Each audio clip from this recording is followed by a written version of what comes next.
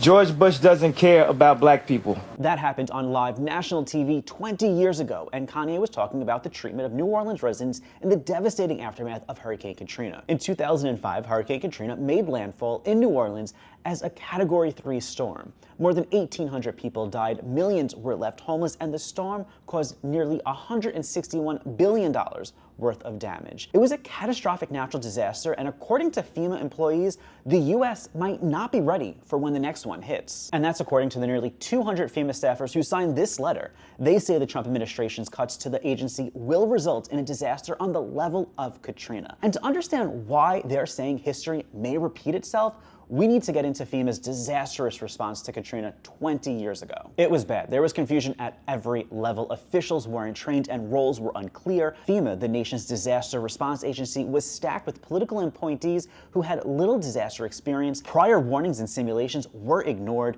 Agencies botched supply shipments to victims, and leaders were indecisive. In the years following Katrina, FEMA went through major changes. First, Congress required the head of the agency to be an expert in emergency management. But the current acting head of FEMA is David Richardson. He's a Trump appointee and the first head of the agency since Katrina with no emergency management experience. Second, Congress gave the president and FEMA the authority to deploy resources to a region before a storm hits. This obviously helps emergency response time, which means more lives could be saved. However, Trump has made changes to that process. Now, any assistance more than $100,000, like contracts, grants, and missions, need to be personally reviewed and approved by Secretary of Homeland Security Kristi Noem.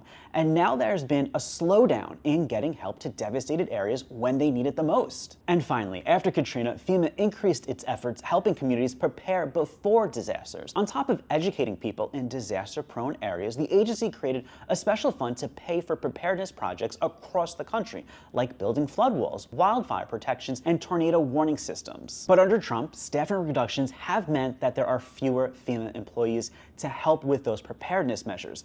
And according to people within the agency, about 1/3 of their full-time staff has left since Trump returned. So with all these cuts happening at FEMA on top of increasing extreme weather events, could there be another perfect storm brewing?